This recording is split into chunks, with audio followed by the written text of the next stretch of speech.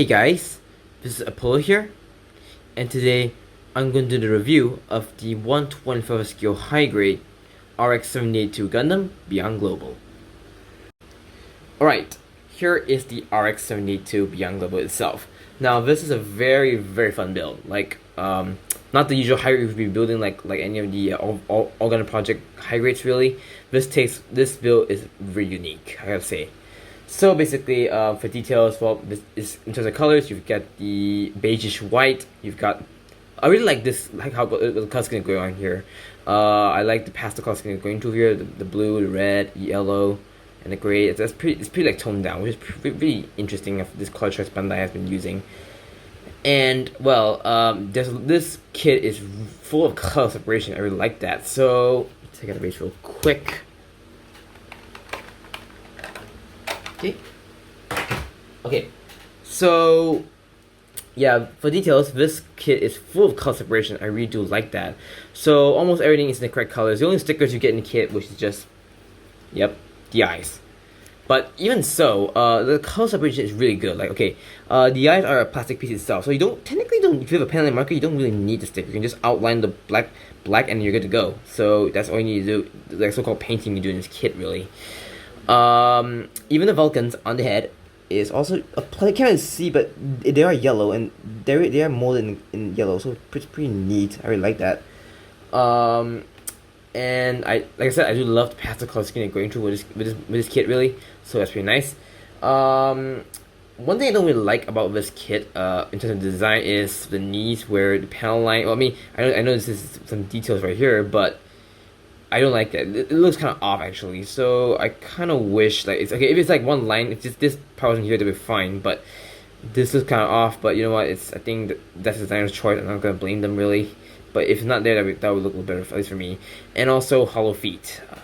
I know it's the Beyond Global, which means they should 4 years of Gundam technology, they're supposed to be something better. But they give us hollow feet, which kind of sucks honestly.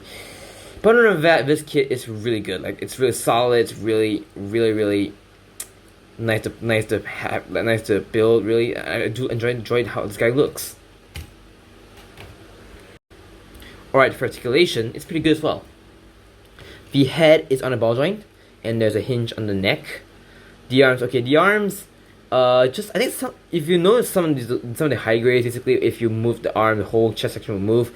But in this case, for the RX-78 Beyond Global, it only moves to the back. So if you're there, the back moves. The arms can rotate all the way around, and this one cool thing I like about the build actually. So if I take a shoulder off real quick, so basically, it's on a ball joint, but I think not the ball joint plug in the torso, but the ball joint plug on the arm. So basically, you plug the arm in, put this piece of locket, and then just put the shoulder on top. So it's pretty neat. I mean, it's not as free like a ball joint, but it does work similarly in a way. So the arms can go all the way up, which is pretty good. Rotation below the shoulder, double jointed elbow, very good. You can touch the shoulder, pretty good.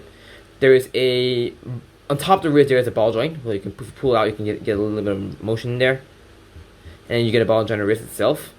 Torso, okay, torso is, I don't really like how the torso goes. Actually, to be honest, okay, not the arm, but the torso joint itself. So there is an ab crunch, but it's very little. See, basically, the chest connects to like a C-clip right here in front of the chest, but it does, as far as I can tell, it doesn't move further than that really. So it kind of sucks honestly. And I like that the torso can also have the side crunch, which is pretty good. And then the torso can rotate on a ball joint. The waist, the front skirts, they're more together, but you can separate them, which is just in instructions. Side skirts, okay, side skirts, the whole thing doesn't move, but just this part here moves on a hinge. Back skirt moves as a whole piece, which I don't like. I really wish they moved separately. The legs, okay, the legs are very interesting. They're kind of similar to 30th Minute Missions in a sense, really. So basically, the legs can go for that far, that much back, and if you pull it down, that's how far that goes down. If you do that, it gets a little more range, which is pretty nice. Yep, and it can go out that far. Let me push that back. It looks kind of weird. Okay, and there is, there is a rotation hip, and there is an extra joint in the thigh where it can bend inwards. I think if you want to do some like non-Gundam poses, maybe this might come in handy. But sometimes you maybe do some more dynamic poses, who knows? But it's there if you want that. Double jointing, nice separation armor, we like that. Even there's a gap here still. Oh, not instead of that actually, but yeah, it's fine.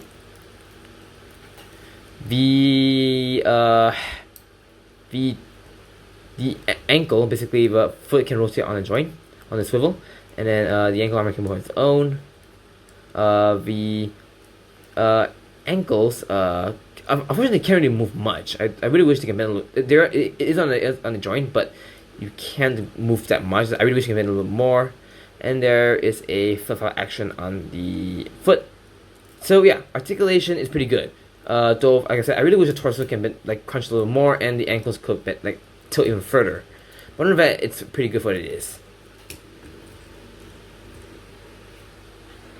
Alright, for accessories, well, okay, so let's start with the kit already. You've got the beam sabers. They're in one piece. You do get 2 clear pin beams. Just plug it in like so. Like that. Pretty neat. Alright, so let's go on manipulator. For manipulators, basically you've got 2 holding hands. You've got an open left palm hand. Pretty dynamic, pretty detailed as well, it's pretty neat. And you have the trigger finger, which is on the beam rifle. So yeah, okay. The only seam line you have to worry about in this case is basically on the beam rifle. So basically on the barrel, here's a seam line. There is kind of a seam. Actually, no, that's a panel line. Like I'm seeing them hitting like a panel line. Yeah, basically just dealing with the seam line worry is basically on the beam rifle. And the cool thing about this beam rifle is that okay, basically you see this yellow piece on the scope here. Basically, if you want to paint, you can just push that piece out, and then you can take out the piece for painting for disassembly later, which is pretty neat. So just take it out and you can plug it on the gun like so, like that. Okay, and then next you have the shield. Now this is one thing I don't really I like it and I hate the shield sensor. I like it because I really like the details that goes on the shield, but I hate it because it's really small. But later if I can do the comparison, you know why this shield is really tiny. But kind of think about it, the more I look at this, the more I look at it, the more I like this shield actually. I don't know why. I know it's small, but yeah, they could have made it a little bit bigger. Okay, so to connect the shield, basically you have to just pull out the wrist joint a little bit, and then it just clips on like so, like that. And then there are certain ways you can display the shield. So you can clip like this, or if you want the gun to hold the shield on the arm, you can take out this handle and just plug it in like that, and then just the same thing, just plug it in, and there you go. So that's pretty neat, but I don't really want to do that. And if you want the Gundam to hold it upright, there is another hole on the center of the shield right here, and then you can just plug in like that, if I'm not wrong, like that, and then he can just hold the shield upright for like other poses. I don't know why it's okay. It doesn't hold that well, but I mean it's fine for what it is. To store the shield, basically you take the handle and actually it's better to take the handle away, but you don't really have to. You can just store it in store mode basically. There's a peg on the shield. You take out the shield connector. There's a hole in the backpack. You just peg it in like so. So yeah, that's it for accessories. Not a lot actually. I really wish, to be very honest, I really wish the RX-78, the Beyond Global comes with like just kind of a bazooka or any other extra weapon, like aside from the beam sabers, beam rifle and shield, which is bare bones. I really wish it comes with like the hybrid bazooka, or maybe a Gundam hammer, a beam javelin. I mean anything, as long as it has one extra weapon aside from the beam saber and the beam rifle, then maybe that would make the kit somewhat complete in a sense. Alright, for comparisons, well, let's bring in the entry grade RX-78, which it's pretty loose because I've been playing off it too much.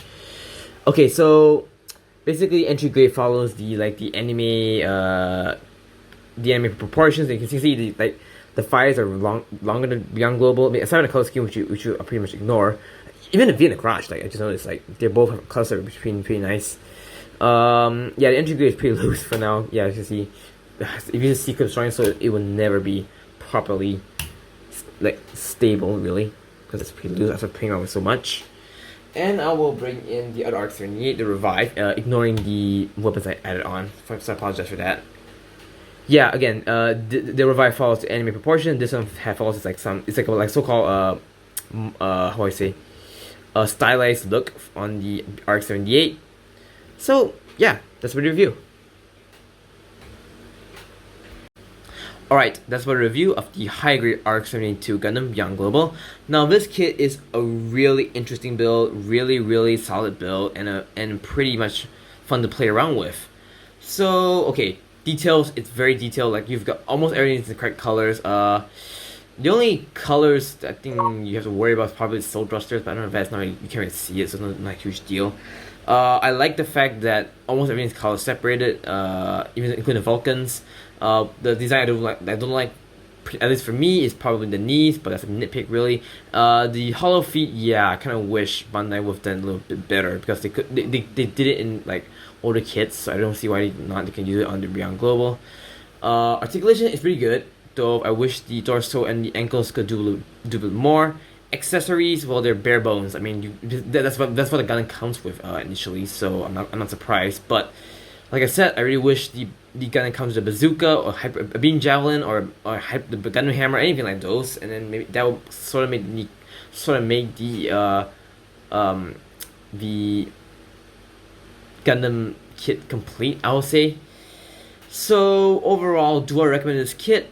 Well, I do, because this is for the 40th anniversary version of the RX-78, so I'm not sure if whether it's just a limited release or not. So if you can, probably say go for it. If I was to say, if between the Origin or the Beyond Global, which one I have to pick, that honestly depends, because each have their own pros and cons. I'm not saying this is better than the Origin or this is better than the Revive, but they're both good. They're both good in their own ways. So if you like the RX-78 or you want a kit that has a lot of fun, like very good articulation, I'd say go for this kit. The only reason why I would say you shouldn't get this kit is if you're not a fan of RX-78, or if you don't like the proportions and the design of this RX-78 in general. But overall, it's a good kit. I really like it. I enjoyed it, so I highly guys recommend pick this up. That's about it, guys. Thanks for watching this review, and stay tuned for more videos. Peace out.